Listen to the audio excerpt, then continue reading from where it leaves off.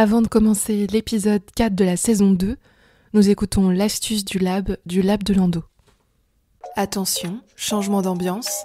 Avec les astuces du lab, on cherche des solutions, mais surtout, on en trouve. Bonjour, c'est Floriane. Bonjour, c'est Sylvain. Nous sommes les créateurs du Lab de Lando. Le Lab de Lando, c'est la boutique de solutions engagée pour la santé des femmes et l'endométriose. Si je vous dis douleur de règles, endométriose, plante, vous me dites Achille et millefeuille. Oui, mais pas que. L'Achille et millefeuille est en effet la plante féminine par excellence qui aide à soulager les crampes menstruelles. Mais si on imaginait une infusion créée spécialement pour les femmes touchées par l'endométriose, on y mettrait d'autres plantes. Camomille matricaire, hibiscus, reine des prés, feuilles de cassis, sureau, menthe poivrée et angélique. Pourquoi ces plantes ? Parce qu'elles ont toutes des propriétés apaisantes sur les divers symptômes de l'endométriose qui peuvent apparaître à intensité différente pour chaque femme et surtout à différentes périodes du cycle féminin. Ok, et maintenant on fait quoi ? On va se les procurer dans une herboristerie et on joue au petit chimiste en espérant que ça nous soulage ? Non, on va découvrir l'Iconique. Cette infusion constituée de 8 plantes, soigneusement sélectionnée et dosée par notre équipe de pharmaciens et herboristes. 10 grammes quotidiens de ce précieux mélange pensé pour aider à soulager les symptômes de l'endométriose, selon les bienfaits allégués par les institutions de contrôle pharmaceutique. Cette infusion ne se prend pas uniquement pendant les 7 jours de vos règles, mais bien pendant tout votre cycle. Parce que non, l'endométriose n'est pas que des douleurs de règles. Alors, hâte de la découvrir ? Si cette astuce vous a plu, rendez-vous sur le labdelando.com.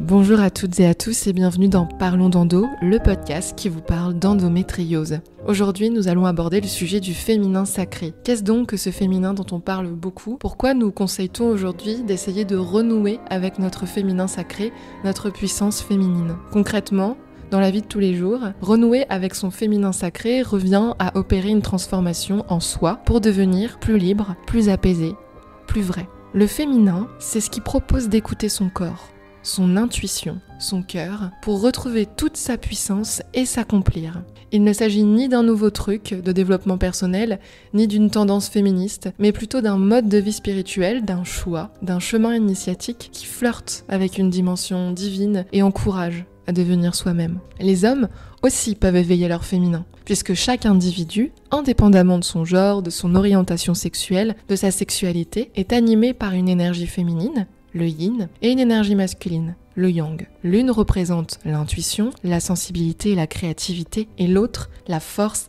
l'action, l'ancrage. Vous l'aurez compris, nous avons tous et toutes en nous une part de féminin et une part de masculin. Il est important de réussir à comprendre son équilibre au milieu de ces deux polarités. Le féminin sacré est là. Il est cette force et cette puissance que les femmes portent en elles. Dans notre société moderne, nous perdons souvent notre magie. Cette magie féminine est non seulement altérée par le monde ultra connecté dans lequel nous vivons, mais aussi par le nombre d'injonctions et de dictates qui nous entourent, et notamment celle du patriarcat. Le féminin est synonyme de liberté, et cela peut être une corde à notre arc très puissante pour lutter contre l'endométriose. Intégrée depuis l'enfance, les blessures peuvent venir blesser ce féminin. Et c'est Floriane qui va nous raconter son parcours aujourd'hui et sa découverte du féminin, de son pouvoir, de ce qu'il pouvait lui permettre de réaliser via l'endométriose. Bonjour Floriane et merci aujourd'hui de répondre à mes questions dans Parlons d'Endo. Le thème d'aujourd'hui est un thème qui me tient à cœur et qui, je pense, parlera à un grand nombre de femmes aujourd'hui.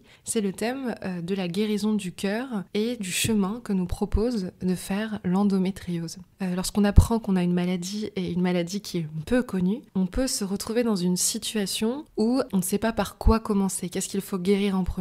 Est-ce qu'on a une part de responsabilité aussi sur ce chemin ? Et c'est la question qu'on se pose toutes, culpabilité, pas culpabilité, comment grandir avec sa maladie, comment avancer ? Et si aujourd'hui nous nous retrouvons ensemble pour échanger sur ce sujet, c'est parce que tu es en train d'évoluer sur ce chemin-là et de comprendre comment ton corps fonctionne, mais aussi ce qui se passe à l'intérieur de toi. Alors pour commencer, ma première question va être très simple. Comment est-ce que aujourd'hui tu vis ton endométriose et déjà comment est-ce qu'elle se manifeste dans ton corps, cette endométriose ? Bonjour Tiffaine, je suis cofondatrice du Lab de Lando que j'ai créé avec Sylvain, mon compagnon. Je suis très heureuse d'être ici avec toi pour aborder ce sujet qui me tient énormément à cœur aussi. Alors, comment je vis mon endométriose aujourd'hui et comment elle se manifeste dans mon corps ? Aujourd'hui, je vis mon endométriose beaucoup mieux qu'avant. Déjà, il y a une grande partie de ma vie où je ne savais pas qu'elle était là. Et je sais qu'elle est là depuis 2 ans. Et depuis 2 ans, j'ai vraiment appris à la comprendre. Je me suis rendu compte qu'effectivement, il y avait énormément de réactions dans mon corps, mais aussi dans ma tête, donc au niveau physique, mais aussi psychique. Et mon endométriose, en fait, depuis 2 ans, elle a remis en question énormément de choses dans ma vie. Elle a questionné mon rapport à mon corps, à ma santé, à ma féminité, ma relation aux hommes, ma relation aux femmes, ma relation à la famille, ma relation à la maternité qui m'a toujours semblé être un sujet complètement improbable et qui ne me concernait pas du tout. Je me suis jamais vue être mère, je me suis jamais projetée dans ce rôle-là. Et finalement, l'endométriose, avec un des symptômes qui peut arriver, qui est l'infertilité, m'a amenée à me questionner forcément sur ce rôle. Est-ce que finalement, un jour, j'aurais vraiment envie d'être mère ? Pourquoi je n'ai jamais eu la sensation d'avoir envie d'être mère et de trouver que la maternité, c'était quelque chose de beau et que c'était peut-être quelque chose pour moi ? Donc voilà, depuis 2 ans, l'endométriose m'a amenée à remettre en question plein de choses dans ma vie. Donc j'ai changé plein de choses, effectivement. Comme beaucoup de femmes, je me suis intéressée à mon alimentation, à ma gestion des émotions, à la mobilité du corps, avec des produits santé naturels, des thérapies. Et j'ai changé de travail, donc via l'endométriose, parce que effectivement dans mon ancien travail j'avais beaucoup de crises parce que j'étais très fatiguée, très stressée. Le stress étant inflammatoire, j'avais beaucoup de crises d'endométriose et forcément dans mon ancien travail je n'étais pas capable d'écouter mon corps. Donc aujourd'hui j'ai changé de travail et j'ai un travail où je prends le temps de m'écouter, de respecter mon corps et surtout de me retrouver en alignement avec moi-même, de faire vraiment quelque chose qui me passionne, que j'aime, où j'ai plus de dérèglement avec beaucoup de stress, à faire quelque chose qui me fatigue, que j'aime pas forcément. Donc l'endométriose a changé beaucoup de choses dans ma vie. Et aujourd'hui, je suis très heureuse en fait d'avoir opéré tous ces changements-là. Et j'en serais pas là aujourd'hui si j'avais pas autant touché le fond, que ce soit au niveau physique ou psychique, à cause de l'endométriose. J'aurais pas autant remis de choses en question dans ma vie. Et j'en serais pas autant sur ce chemin vers moi, à comprendre autant de choses sur moi, à me poser vraiment les bonnes questions. Qu'est-ce que je fais de ma vie ? Qu'est-ce que je fais de ma relation avec ma vie professionnelle, personnelle, avec ma relation aux hommes, à ma famille, à ma féminité, à ma place de femme, comme je disais tout à l'heure. Donc il y a une phrase qui vient d'un livre qui m'a énormément marquée dans mon chemin de développement personnel et spirituel, qui s'appelle « Rompre avec soi-même » de Joe Dispenza et qui illustre parfaitement bien, je trouve, ce schéma de ce qui nous arrive comme l'endométriose qui peut vraiment nous mettre à terre et nous faire toucher le fond, mais qui finalement nous permet d'accéder à quelque chose de plus grand et de plus beau qu'on n'aurait jamais pensé pouvoir obtenir dans notre vie. Il semble que la nature humaine nous fasse résister au changement jusqu'à ce que la situation soit réellement critique et qu'elle nous indispose à tel point que nous ne pouvons plus fonctionner normalement. Cela est vrai, autant de l'individu que de la société. Nous attendons que la crise, le traumatisme, la maladie ou la tragédie se manifestent pour regarder ce que nous sommes, ce que nous faisons, ce que nous ressentons et comment nous vivons, afin d'effectuer un changement réel. Il faut souvent le pire scénario pour que nous commencions à améliorer notre santé, nos relations, notre carrière, notre famille et notre futur. Mon message est celui-ci, pourquoi attendre ? Lorsqu'on parle de féminin blessé, on parle de blessures profondes liées au féminin, mais on peut aussi parler d'agression, de violence, qu'elles soient psychologiques ou physiques. Je lisais une étude sur le féminin blessé et les thérapeutes qui accompagnaient les jeunes femmes sur ce chemin racontaient les modalités de leur thérapie. Je trouvais ça très intéressant. Tout d'abord, les femmes commencent par l'escrime, apprendre à attaquer et se défendre et lutter contre un individu masqué à qui l'on peut donner le visage et l'allure que l'on souhaite. Voici la première étape de cette thérapie de groupe. Et puis, la plupart du temps, entre la 6e et la 8e séance, les émotions commencent à sortir. Ce sont la plupart du temps des émotions enfouies. Et la personne s'isole avec les thérapeutes pour tenter d'appréhender, d'accueillir les blessures qui sortent et de trouver des solutions pour les apaiser. L'endométriose est une autre sorte de traumatisme. Lorsque la femme apprend qu'elle est blessée dans son intimité, elle peut ressentir une sorte de brisure en elle, une sorte d'abandon. Elle a l'impression parfois que son système ne fonctionne plus, qu'elle n'est pas vraiment femme. C'est en cela que ce travail thérapeutique sur le féminin blessé peut être très intéressant. Tu as répondu à ce chamboulement, comment il s'exprime, et qu'est-ce que c'est venu remuer dans ta vie, professionnellement, personnellement, ou même dans le regard que tu portes sur toi. Donc ça, c'est l'essentiel, parce que c'est comme ça qu'on va pouvoir avancer ensuite sur le thème du féminin sacré, du féminin blessé surtout d'ailleurs. Et juste avant ça, j'aimerais savoir comment s'exprime ton endométriose dans ton corps, quels sont tes symptômes, et comment est-ce que tu as vécu le jour du diagnostic ? Alors moi, mes premiers symptômes, ça a commencé quand j'avais 9 ans. Donc c'était très jeune et ça a fait partie des choses qui ont mis beaucoup de temps du coup pour me faire diagnostiquer, parce qu'on dit toujours que l'endométriose, c'est une maladie qui survient avec les règles. Donc à 9 ans, j'avais pas encore de règles, mais j'avais une puberté précoce, donc finalement c'est aussi un dérèglement hormonal. Et quand j'ai commencé à me faire diagnostiquer en fait à 24 ans, que les médecins me disaient que j'avais peut-être de l'endométriose mais que c'était pas sûr, etc. Du coup j'avais pendant 2 ans où le diagnostic était pas fiable, où j'ai fait plusieurs examens et à chaque fois on me disait il y a un léger épaississement à cet endroit-là qui peut faire penser à de l'endométriose, etc. C'était toujours des phrases hyper hypothétiques. Du coup, ça m'a pas aidée. J'avais un problème de légitimité à me dire, en fait, je suis toujours pas sûre de ce que j'ai, et même si au fond de moi, je pense vraiment que c'est l'endométriose, les médecins sont pas capables de me l'affirmer à 100%. Donc voilà, j'avais tous ces signaux de communication, enfin la seule communication qui est pas encore hyper répandue aujourd'hui sur l'endométriose, mais la seule communication que j'entendais, que je voyais sur internet, etc., c'était ça arrive avec les premières règles. Donc moi je me disais ça doit pas être ça, mais je me reconnaissais quand même dans pas mal de symptômes. Ah oui, et il y a un autre truc aussi qui m'empêchait de me trouver cette légitimité de femme atteinte d'endométriose, c'est que j'entendais partout, l'endométriose, c'est avoir mal quand on a ses règles. Moi, j'ai toujours eu des douleurs pendant mes règles, mais rien de catastrophique. Là où j'avais des douleurs, par contre, qui étaient catastrophiques et qui me faisaient avoir des crises atroces jusqu'à en finir à l'hôpital, c'était des douleurs à l'ovulation, donc qui partaient de l'ovaire gauche. Et c'est vrai qu'on m'a opéré d'un kyste à l'ovaire gauche quand j'avais 16 ans. Mais bon, à l'époque, on n'a vu aucun lien avec l'endométriose. Et c'est vrai que du coup, jamais Enfin voilà, le problème en fait, c'est que l'endométriose, on n'en parle pas encore assez avec tous les symptômes qui sont quand même beaucoup plus vastes que juste avoir mal pendant ses règles ou peut-être être infertile. L'endométriose, c'est beaucoup plus que ça. C'est les troubles digestifs, la fatigue chronique, les douleurs lombaires, les dérèglements urinaires, la cystite interstitielle du coup, et les douleurs à l'ovulation aussi, qui peuvent être aussi atroces que les douleurs qu'on peut ressentir pendant les règles. Et ça, j'ai mis beaucoup de temps à le comprendre. J'ai lu beaucoup de livres, j'ai fait beaucoup de recherches.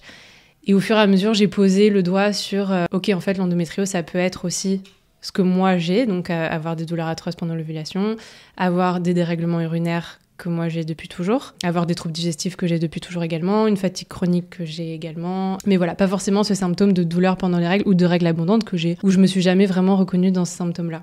Est-ce que tu te souviens de ce qui s'est passé dans ta tête, dans ton ventre, dans ton cœur, enfin globalement ce que tu as ressenti lorsqu'on t'a appris que tu avais de l'endométriose? Est-ce que tu as réalisé tout de suite? Est-ce que tu as eu besoin d'un temps d'adaptation? Est-ce que tu as senti que ça allait changer, opérer un changement fondamental en toi? Est-ce que tu te souviens un petit peu de ce qui s'est passé? Alors, il y a eu plusieurs étapes. La première étape, ça a été la première fois qu'on m'a dit que j'avais peut-être de l'endométriose. C'était à l'échographie, donc l'échographie, c'est pas l'examen où on voit le plus de choses. Donc forcément, on n'a pas vu grand-chose. Mais on a commencé à me parler de l'endométriose. Moi, ça faisait seulement quelques semaines que j'en avais entendu parler. Avant mes 23 ans, j'en avais jamais entendu parler. Et c'est une copine au travail qui avait ça et qui m'a dit, vu toutes tes crises, cherche peut-être dans ce sens-là. Donc moi, encore une fois, j'ai pris les devants sur mon chemin de diagnostic et je suis allée voir ma gynéco en lui disant, est-ce qu'on peut chercher ça? Donc là, elle m'a juste fait une écho.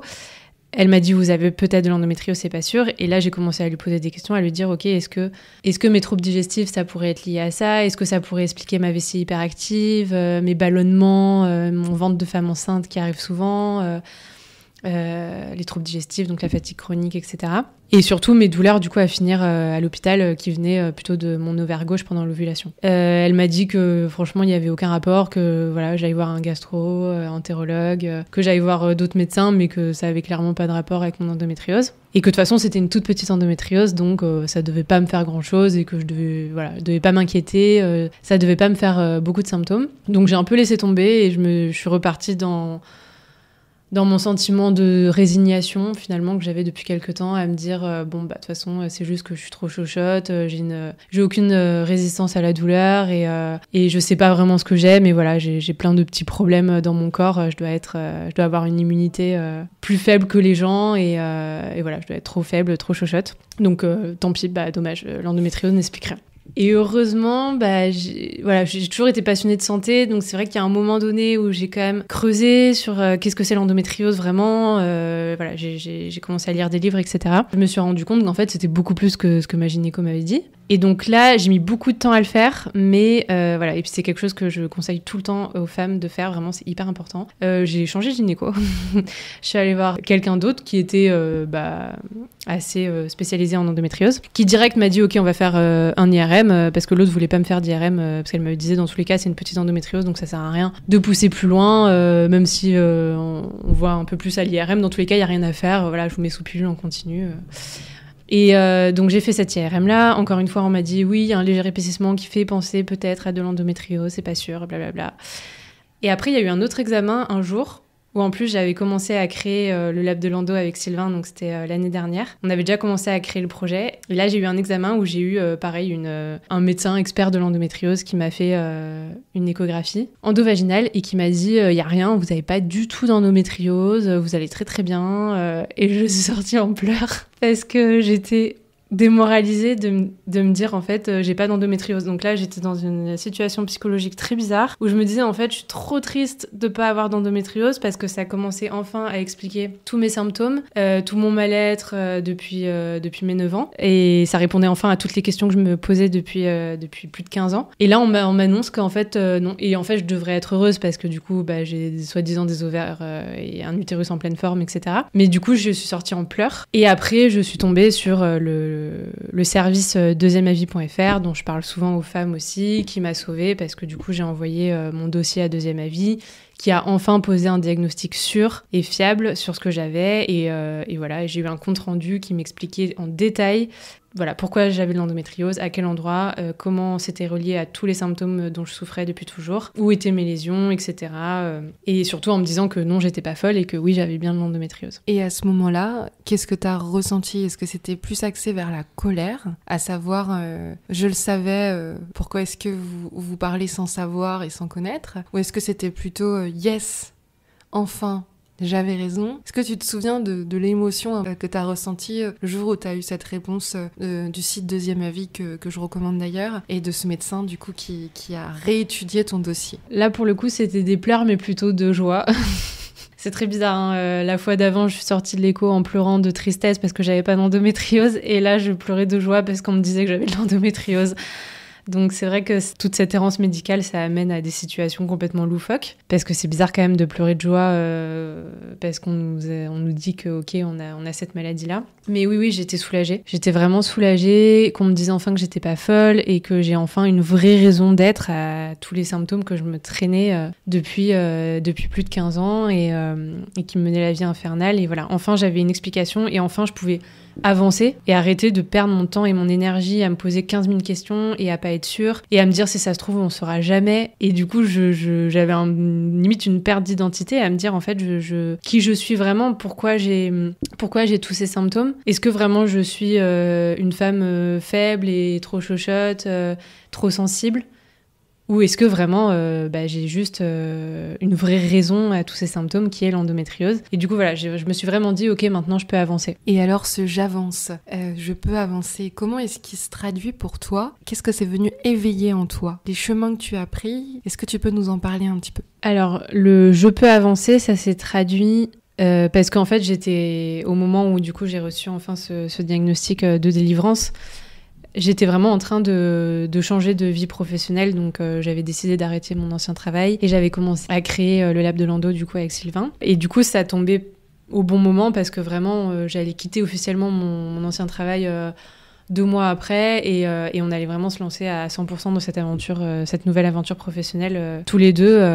Et du coup, voilà, je pouvais enfin être délivrée de ça et me dire que voilà, vraiment, je souffrais d'endométriose et rendre concrètes toutes les recherches que j'avais faites depuis le début de mon diagnostic 2 ans auparavant quand même. Et du coup, je me disais, ok, maintenant, je vais avancer et je vais mettre à profit tout ce que j'ai appris sur l'endométriose ces derniers mois pour aider donc toutes les autres femmes parce que du coup, le but de Lab de l'Endo, c'était vraiment de tout réunir au même endroit, tout ce que moi m'avait manqué durant toutes ces années, que ce soit au niveau de l'information, que j'avais beaucoup de mal à trouver, en tout cas elle n'était pas assez détaillée, elle n'était pas assez complète, et également avec toutes les autres solutions qui existent, donc avec les thérapies, donc faire un annuaire santé avec des thérapeutes vraiment spécialisés dans l'endométriose que moi j'avais galéré à trouver et qui sont hyper importants parce qu'aujourd'hui il y a des annuaires, il y avait des annuaires gynéco, centre endométriose, etc. Mais moi je cherchais une naturopathe qui s'y connaissait bien, un ostéo qui s'y connaissait bien, un kiné, une sophro, un hypno.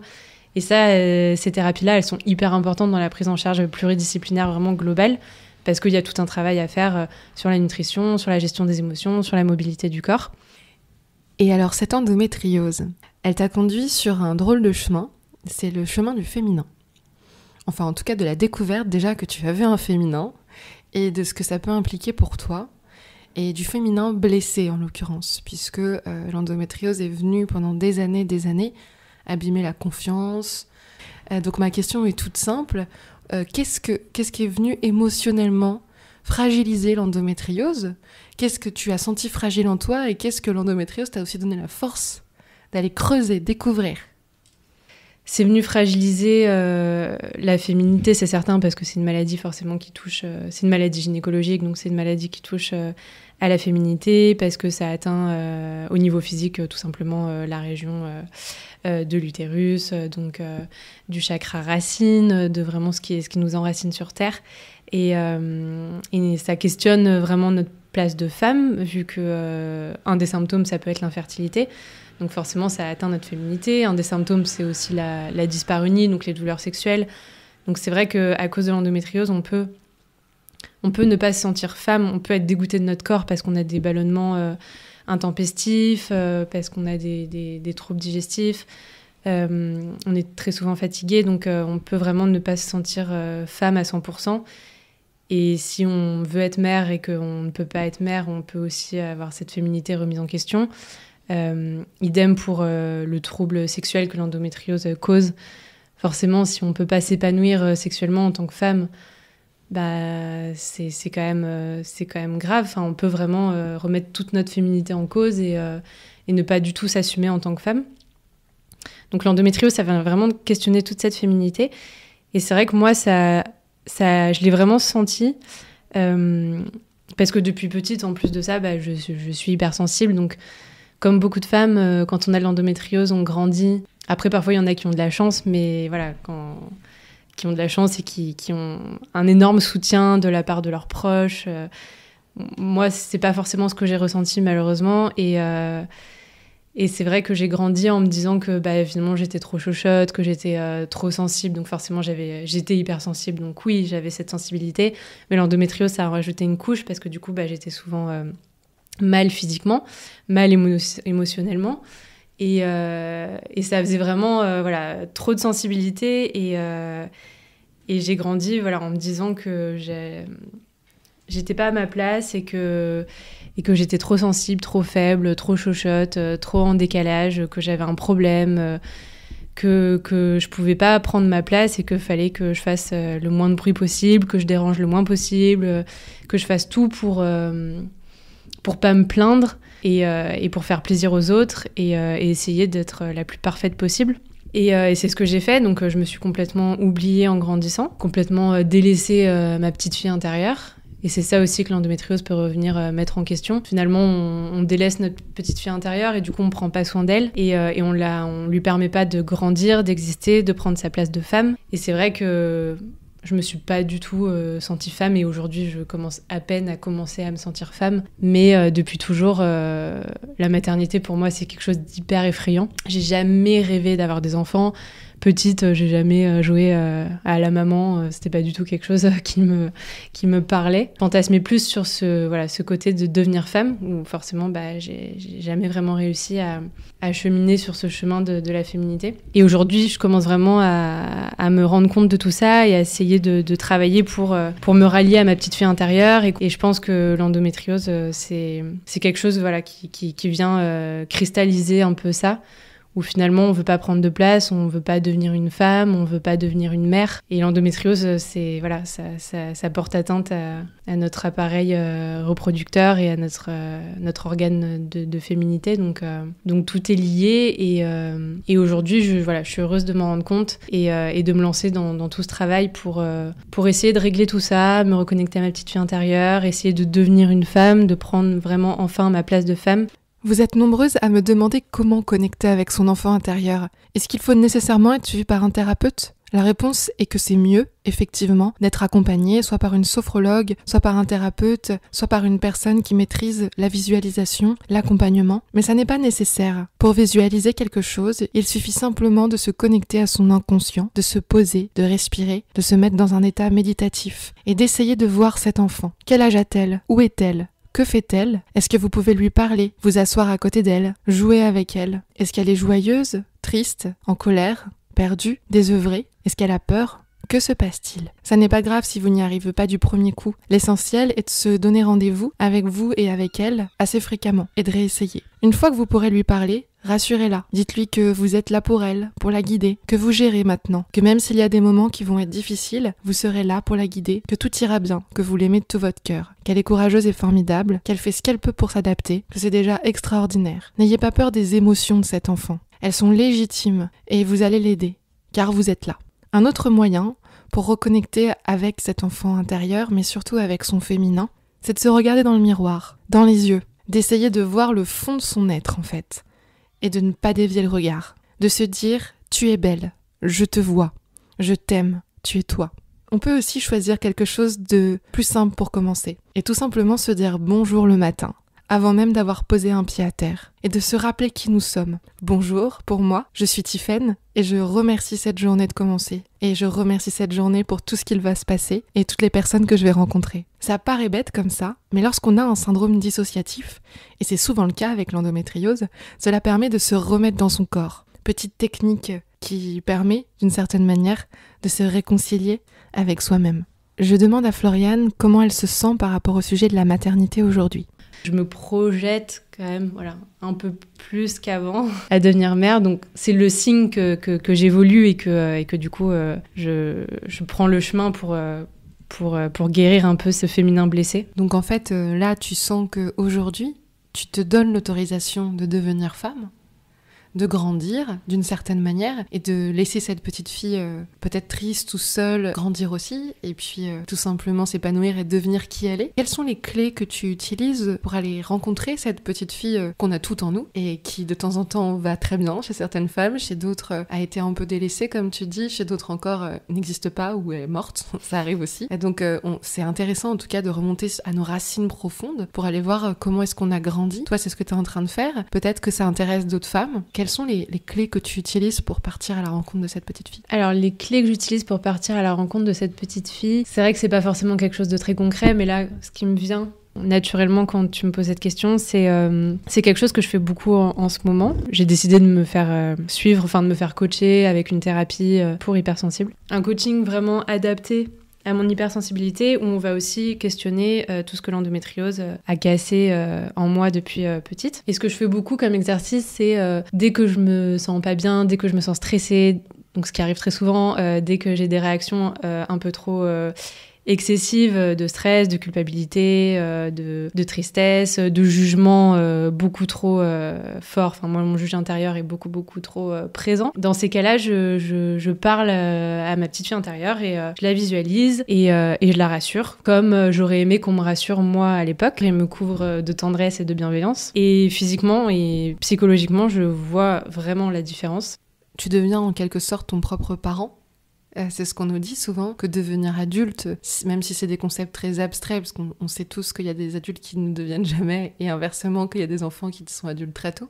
Aujourd'hui, tu prends soin de toi, tu vas poser un regard bienveillant comme tu aurais aimé qu'on le fasse pour toi à un moment. D'ailleurs, tu nous citais le livre Rompre avec soi-même au début. Est-ce que tu sens que tu déconstruis des schémas ? J'ai l'impression que tu as besoin de te libérer de certains schémas que tu as construits inconsciemment pour te protéger à une époque. Aujourd'hui, est-ce que tu sens que la déconstruction est présente ? Alors oui, effectivement, j'ai l'impression que je dois déconstruire des choses en moi. C'est exactement ça. Tout le monde doit passer par là quand il y a eu des blessures vraiment qui se sont inscrites et qu'on a répété des schémas inconscients qui nous ont fait du mal. Finalement, on a intégré des schémas dans la petite enfance, les premiers mois, les premières années de sa vie, qui nous sont apparus comme normaux et qu'on a répété après toute notre vie, même si ça nous détruisait, parce que finalement, notre ego trouvait sa place parce que c'est ce qu'il avait connu. Du coup, c'était logique pour nous de répéter ça parce que...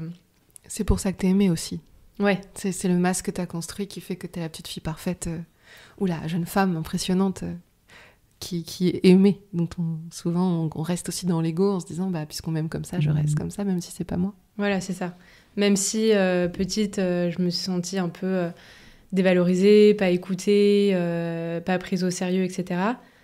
Finalement, la réaction de culpabiliser, de me faire petite, de pas déranger, ça donnait des réactions chez mes parents qui me convenaient et du coup ça alimentait ce sentiment de la récompense que l'ego recherche tout le temps. Et donc après, c'est ce que vraiment j'ai reproduit malheureusement après avec mes relations amoureuses qui étaient complètement toxiques les premières années de ma vie sentimentale. Et quand tu dis devenir son propre parent, c'est quelque chose qui résonne énormément parce que c'est exactement ce que j'essaie de faire en ce moment. Et je suis en train de me rendre compte que finalement, même si avant je me disais par mon hypersensibilité, mon hyper-empathie que mes parents étaient parfaits et qu'ils avaient fait comme ils pouvaient. Il faut vraiment que je devienne mon propre parent et que je m'occupe de ma petite fille intérieure.